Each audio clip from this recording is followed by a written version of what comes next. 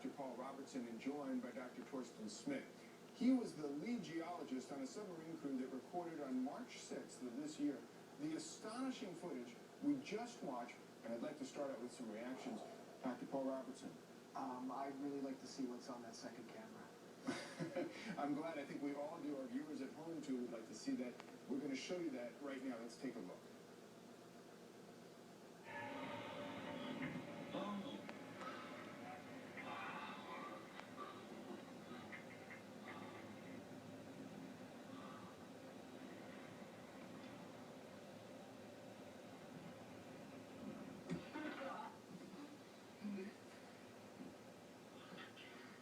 Dr. Robertson. No, sorry. Can we play that back, please?